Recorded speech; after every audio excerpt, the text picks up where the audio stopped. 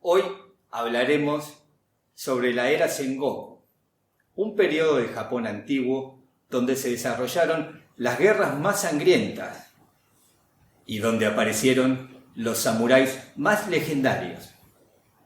También conoceremos a monjes budistas guerreros y a ninjas que también participaron de las batallas. También tendremos demostraciones de iaido y conoceremos algo más sobre las katanas, esas espadas legendarias del Japón.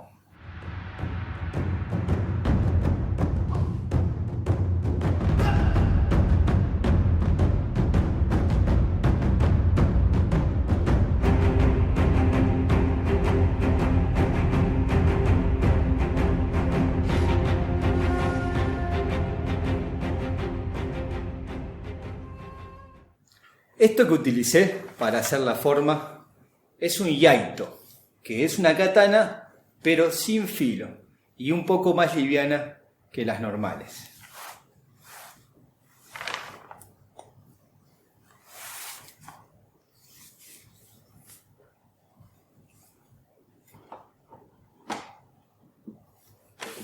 Esto es otra katana, pero esta sí tiene filo. No le podría pasar el dedo. Es las que utilizamos para hacer cortes en juncos y otras cosas. Esto es un wakizashi. Es una espada más corta, que era la que el samurái nunca se sacaba de encima. Si tenía que entregar la katana para entrar a alguna casa, el wakizashi siempre iba con él. Esto es un tanto, que en una época de Japón se dejó usar el wakizashi y se empezó a utilizar el tanto. Con estos también se hacían el seppuku. Esto es un boken, es una espada de madera que se utiliza para prácticas, pero hay un guerrero famoso en Japón que se llamó Miyamoto Musashi, que ganó muchísimos duelos utilizando tan solo un boken de madera mientras su contrincante tenía una espada afilada. Y por último, les voy a mostrar esta katana, que es original de la Segunda Guerra Mundial. Obviamente con filo.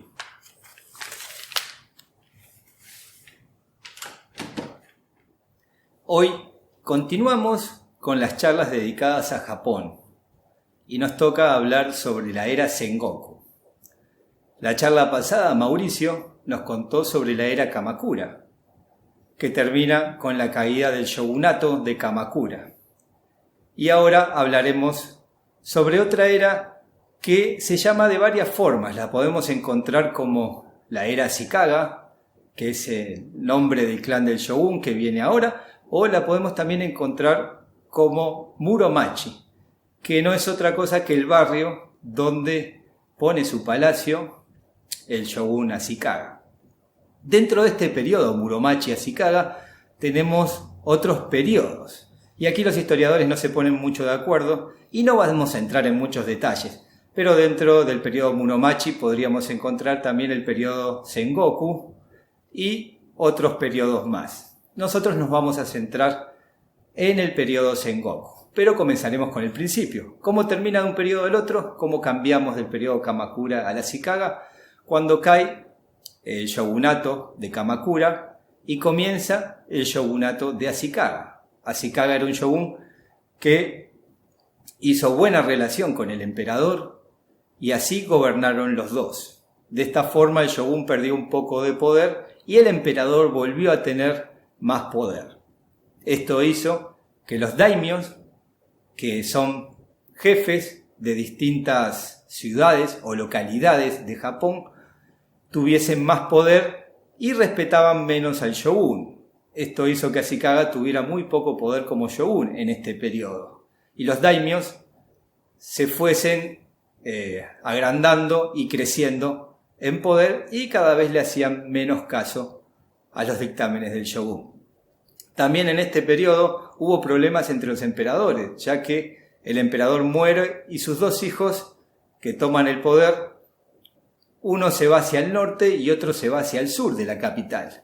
Y esto genera problemas porque llega un momento donde tenemos 2 emperadores y un shogun. Y esto genera muchas complicaciones y sobre todo guerras. El periodo Sengoku, que comienza con las guerras Onin, que son unas guerras en las cuales comienzan a pelear por territorio y por el poder. Y no solo el shogun y los emperadores, sino todos los daimios de distintas localidades comienzan también a pelear entre sí por poder. Es una era muy confusa, con muchas batallas, y es donde aparecen los samuráis más legendarios de la historia de Japón. Si en esos tiempos nosotros estuviésemos transitando por un camino de Japón, nos encontraríamos o podríamos ser atacados por un daimyo samurái con su ejército, pero también podríamos encontrarnos con monjes budistas guerreros que también estaban muy fuerte armados y también entraban en batalla. También había campesinos que se armaban en tiempos de guerra y iban a la batalla. Y también tenemos a los famosos ninjas. Quiere decir que en este periodo había de todo un poco y todos contra todos en unas guerras y batallas interminables. Hasta este momento habíamos hablado que el shogun Ashikaga tenía muy poco poder y los daimios estaban creciendo mucho. Aparece un daimyo que empieza a tener mucho poder y quiere llegar hasta la capital para derrocar al shogun. Estos son del clan Imagawa y habían logrado juntar un ejército de unos 40.000 samuráis. Habían tomado un castillo y seguían de camino hacia la capital. Después de ganar una batalla, deciden descansar y en la mañana siguiente iban a seguir hacia la capital. Pero tenían que pasar por un territorio que estaba gobernado por otro daimyo que se llamaba Oda Nobunaga. Y aquí se iba a empezar a complicar las cosas porque Oda Nobunaga, si bien tenía un ejército muy pequeño, no estaba dispuesto a que pasaran por su territorio. ¿Y qué hace? Obviamente se da cuenta que si va a pelear de frente contra los Imagawa, no iba a tener oportunidad. Entonces desarrolla un plan en el cual empieza a juntar a sus soldados, eran unos 3.000 samuráis, y decide atacar de noche, cuando los soldados del otro ejército estaban descansando o estaban celebrando. Esto hace que comience una gran confusión en el ejército enemigo y no entendían qué pasaba, hasta el punto de que el daimyo, al escuchar tantos gritos, sale de su campamento pensando que era una pelea entre su propia gente. Pero enseguida se da cuenta cuando uno de los soldados de Nobunaga le clava una naginata. El daimyo la rompe con su espada, pero en ese momento viene otro samurái y le corta la cabeza. Todos los samuráis restantes de este ejército salen todos corriendo, obviamente porque no estaban en formación, y era una confusión increíble, y era de noche. Esto hace que Oda Nobunaga, de ser un daimyo que era muy poco conocido, pasa a ser conocido en casi todo Japón y ser uno de los más grandes daimyo. Esta batalla le dio mucho renombre, mucho prestigio y un gran territorio. También es interesante que en el clan enemigo de Oda había un personaje que luego será un personaje principal en la historia de Japón, que era Tokugawa Ieyasu, que estaba luchando con los samuráis de los Imagawa. Una vez que son derrotados, Tokugawa Ieyasu vuelve a su ciudad y empieza a defender a su propio clan, ya que estaba defendiendo a otro clan por un tratado del pasado. De esta forma Oda Nobunaga empieza a tener prestigio y empieza a ganarle a otros clanes y empieza a agrandar su ejército y sus territorios. También desarrolla pactos, por ejemplo con Tokugawa Ieyasu, que era daimyo de unos territorios que estaban cerca de los de él, comienza a tener alianzas y con otros daimios más poderosos. En esta época podemos encontrar a grandes leyendas samuráis como Takeda Shingen, Uesugi Kenshin, Data Masamune y un montón de samuráis legendarios que podremos hablar de algunos ahora y hablaremos de otros en la próxima charla. En este momento Oda Nobunaga se hace cada vez más poderoso y empieza a conquistar casi todos los territorios y gana casi todas las batallas que tiene. Solo pierde algunas con Takeda Shingen o Uesugi Kenshin. Pero en estos tiempos era todo muy dinámico porque se peleaban con uno, después hacían una tregua, se hacían amigos y tenían un pacto de no pelea y luego pasaba un tiempo y volvían a pelearse de nuevo. La cosa es que Oda Nobunaga logra un poder impresionante y empieza a hacer algo que hasta ese momento nadie lo había hecho ni a nadie se le había ocurrido, que era tratar de unificar Japón. ¿Por qué? Porque la mecánica de los daimios era luchar, ganar, quedarse con el terreno enemigo y ahí se quedaban tranquilos. Oda Nobunaga tenía otros proyectos y su visión era mucho más grande. Él quería hacer algo prácticamente imposible, que era unificar y pacificar Japón. Esto casi lo logra. De hecho, cuando él muere, ya tenía la mitad del Japón pacificada. Uno de sus comandantes principales del clan Oda fue otro famoso samurái que después los conoceremos en el futuro, que es Toyotomi Hideyoshi, que era uno de sus mejores generales. En ese momento, Toyotomi Hideyoshi estaba en el sur conquistando unos territorios. Tokugawa Ieyasu estaba en otra parte de Japón conquistando otros territorios, todos para Oda Nobunaga. Pero Toyotomi tiene problemas y le pide ayuda a Oda Nobunaga, le dice que si podía venir con su ejército porque no estaba pudiendo con el enemigo. Entonces Oda va en su auxilio y cuando pasa por Kioto decide descansar en un templo y manda a otro de sus generales a que fuese adelante, así llegaba más rápido.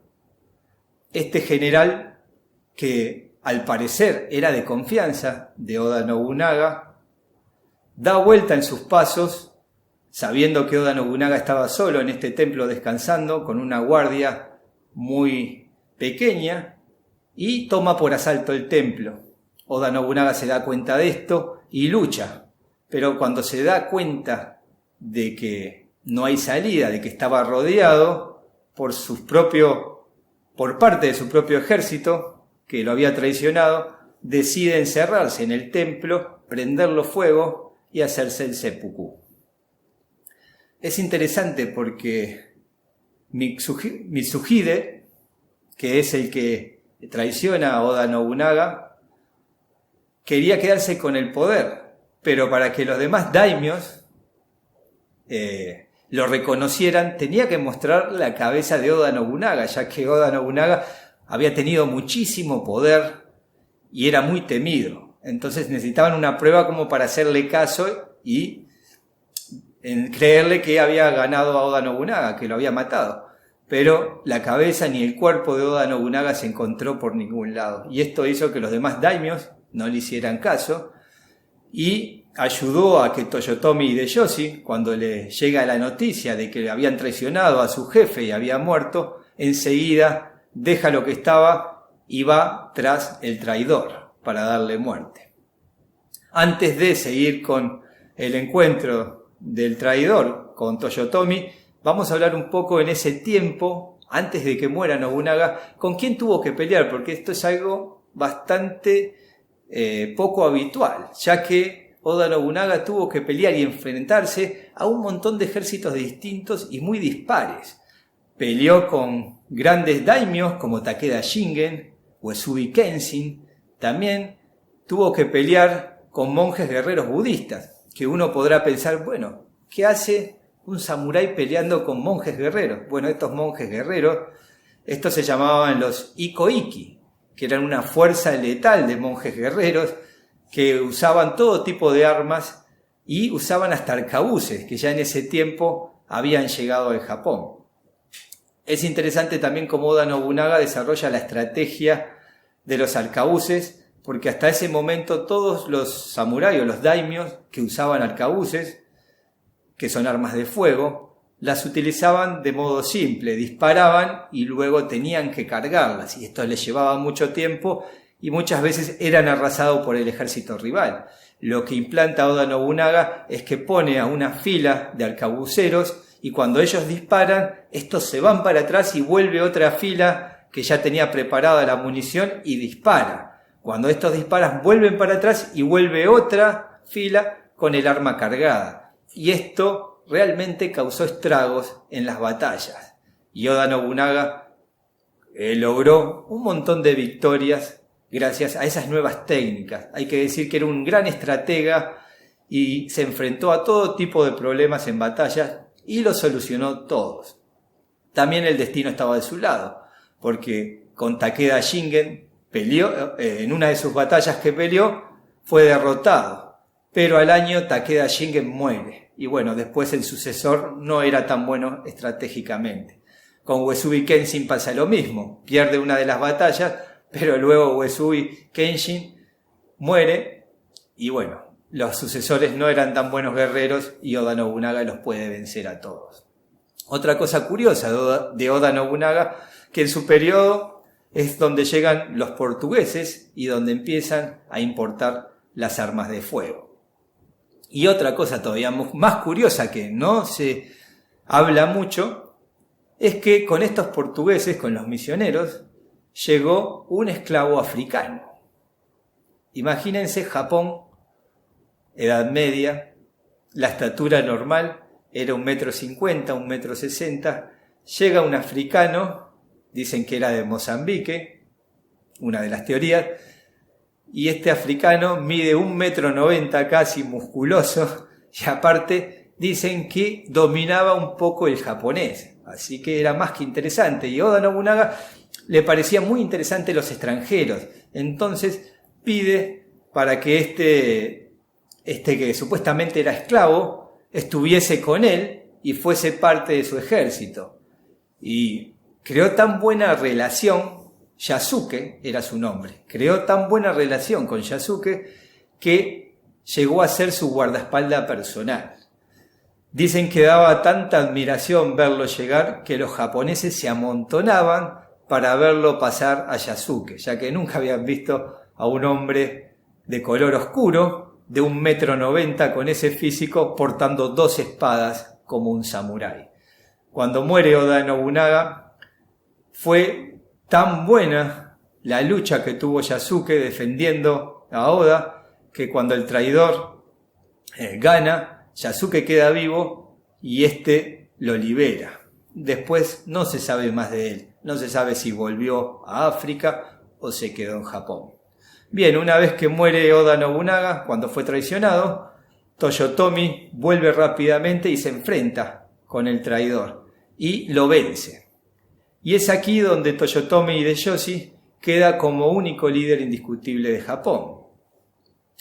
También otra cosa curiosa que pasa en este tiempo, en el momento que Oda Nobunaga muere, Tokugawa Ieyasu, que era uno de sus aliados, estaba yendo hacia donde estaba Oda. En el momento que llega la noticia de que muere, se arma, obviamente, en un mundo tan guerrero y con tantas batallas, una vez que muere el cabecilla, que controlaba casi todo, otra vez vuelve a haber un descontrol. Y se dice que Tokugawa Ieyasu estaba en un lugar muy peligroso en este momento y decide retroceder para volver a sus territorios.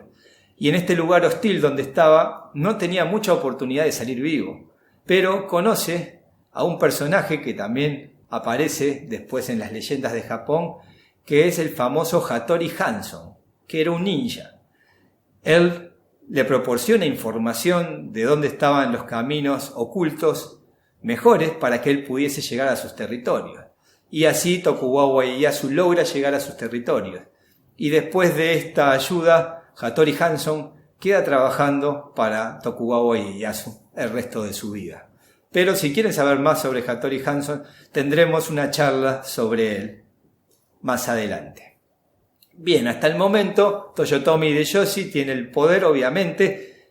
Cuando mata al traidor, muchos daimios otra vez lo quieren poner a prueba. Esto es muy común en Japón. Cuando uno toma el poder, los demás quieren ponerte a prueba a ver si estás a la altura de poder ser el líder. Y bueno, Toyotomi tiene que luchar mucho, tiene que ganar muchas batallas, pero luego termina de lograr el sueño que había comenzado Oda Nobunaga.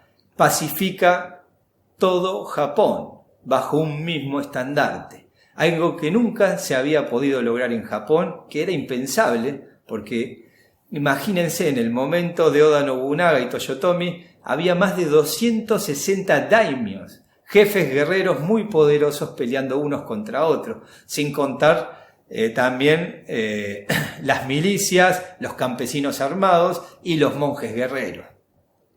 Y al final Toyotomi logra pacificar todo el Japón. Es interesante también que uno de los que lo desafía es Tokugawa Ieyasu y entra en batalla con Toyotomi. Toyotomi Hideyoshi le gana a Tokugawa y en vez de matarlo lo perdona y lo hace su aliado. Hay que entender que ellos eran compañeros en los tiempos que peleaban junto a Oda Nobunaga. La cosa es que Toyotomi Hideyoshi queda como único líder de Japón y Tokugawa Ieyasu queda como un aliado más. Toyotomi no vence en batalla a todos, sino que también era una persona muy inteligente. Hace estrategia con muchos daimios y a otros obviamente los vence.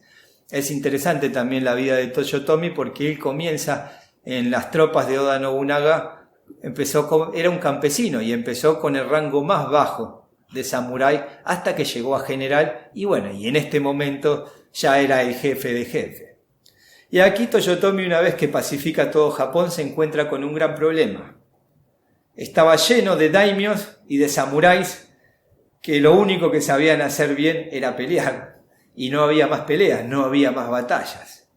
Entonces Toyotomi decide conquistar China. Esto era una idea de Oda Nobunaga que retoma Toyotomi, el conquistar China. Y para ello tienen que primero pasar por Corea. Primero le piden permiso a los coreanos a ver si los dejaban transitar y a la negativa de los coreanos invaden Corea. Esto no les fue muy bien ya que a la mitad de la invasión tuvieron muchos problemas y en el transcurso ni siquiera llegaron a China, quedaron en Corea nada más. Muere Toyotomi y se avecinaba otra tormenta porque ahora otra vez se tenía que ver quién iba a ser el que iba a mandar en Japón, ya que Toyotomi había fallecido. Es interesante saber que el trabajo de Oda Nobunaga y de Toyotomi Hideyoshi fue muy importante para Japón, porque en el momento que ellos logran unificar y pacificar Japón, sacan impuestos, liberan las fronteras, porque hasta ese momento, esto lo había hecho Oda Nobunaga antes de morir, libera las fronteras, que antiguamente el japonés para pasar de un distrito al otro, de una ciudad a la otra, tenía que pagar impuestos, tenía que pagar en la frontera, no era libre, los impuestos eran muy caros, y Oda Nobunaga manda un montón de leyes en beneficio de la población. Así que antes de la muerte Oda Nobunaga era muy querido, tanto por los pobres como por los ricos. A veces lo vemos en las series como una persona loca, sin escrúpulos, asesino. Pero en realidad Oda Nobunaga hizo muchas cosas muy positivas para Japón y era muy querido en su entonces. Hay que entender que en este momento histórico era una guerra constante todos contra todos. Por eso muchas veces se comete un error en querer juzgar los hechos del pasado con nuestra visión moderna, sentados cómodos en un sofá en un living de una casa. Hay que estar en esos momentos para entender la situación. Bien, Toyotomi muere y ahora había un gran vacío. ¿Quién se iba a quedar con el poder? Y hay una serie de intrigas y de movimientos varios hasta que toma el poder quien se sabía que lo iba a tomar ya, que era Tokugawa Ieyasu, era el daimyo más poderoso hasta el momento. Y logra tomar el poder, pero obviamente lo iban a poner a prueba otros daimyos, hasta que llegan a lo que se podría llamar la batalla decisiva, que se da en un lugar llamado Sekigahara. La batalla de Sekigahara es la batalla final donde se va a poner fin a lo que se le llama la era Sengoku. De un lado estaba Tokugawa Ieyasu con sus aliados. Uno de sus aliados más famosos era Data Masamune, el dragón de un ojo le llamaban, y otros aliados más. Y del otro lado habían los que eran partidarios del hijo de Toyotomi, que aún era muy chico. Se dice que en esta batalla se alinean los dos ejércitos en la noche y había mucha niebla. Cuando los dos ejércitos estaban en formación, obviamente como había mucha niebla no se veía nada. Y de repente en la mañana, cuando la niebla se disipa, se dan cuenta que están uno al lado del otro muy pegados. Y bueno, se dice que fue una de las batallas más sangrientas y con más samuráis peleando. Fue una batalla bien interesante también, hay mucho material de esto, si quieren. Y una de las cosas curiosas de esta batalla era que Tokugawa estaba muy empatado con las tropas del hijo de Toyotomi en la pelea y no se sabía quién iba a ganar. Pero había otros daimios que estaban en las colinas esperando la señal para entrar en batalla. Se supone que estos iban a pelear contra Tokugawa. Pero resulta que cuando bajan de la montaña a pelear, ellos deciden pelear contra el ejército contrario a Tokugawa. O sea, apoyan a Tokugawa Ieyasu. Y de esta forma Tokugawa logra el triunfo final en la batalla de Sekigahara. Es interesante saber que en esta batalla peleó un samurái que dicen que fue el mejor samurái que existió en Japón, el que nunca fue vencido. ¿Quién fue este samurái? Miyamoto Musashi. Él mismo cuenta en el libro de los 5 anillos que él peleó en esta batalla. Él estaba del lado del perdedor y logró salvar su vida. Él cuenta cuando sus discípulos le preguntan cómo había vivido esa batalla. Dice que en un momento estaba peleando contra 2, en otro estaba contra 4, en otro estaba peleando contra 6 y en un momento ya no sabía cuántos tenía alrededor. Lo que se sabe es que Miyamoto Musashi logra salvarse a pesar que el bando donde él estaba peleando perdió. Y de esta forma, con la batalla de Sekigahara, termina lo que se llama el periodo Muromachi o el periodo que está dentro del periodo Muromachi, que es el periodo Sengoku. Básicamente se pacifica totalmente Japón y de aquí en adelante Tokugawa Ieyasu va a poner su firma en el próximo periodo que se llamará el periodo Edo.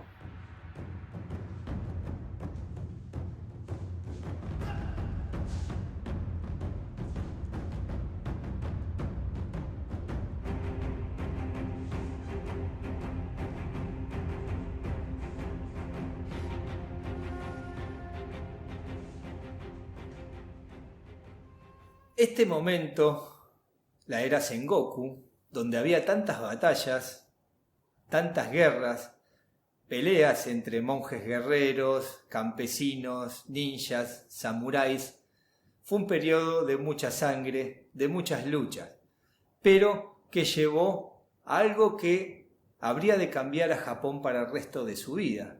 ¿Por qué? Porque lo llevó a una paz. De ahí en adelante, cuando empieza el periodo Edo, ya Japón no entrará en guerra por lo menos por 250 años hasta que, después pasarán otros acontecimientos. Y es interesante ver la figura de estos 3 grandes guerreros, Oda Nobunaga, Toyotomi Hideyoshi y Tokugawa Ieyasu, que fueron los 3 grandes protagonistas del periodo Sengoku, en el cual se logró pacificar a Japón.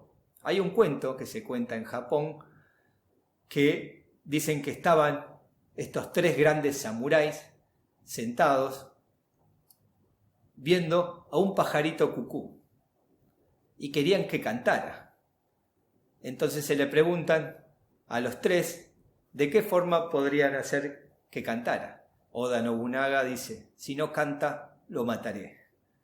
Toyotomi Hideyoshi dice, si no canta, lo obligaré a cantar. Y Tokugawa Ieyasu dice, si no canta, esperaré a que cante. De esta forma, habla un poco del temperamento de estos grandes guerreros que fueron leyenda y que gracias a su esfuerzo y lucha lograron pacificar Japón.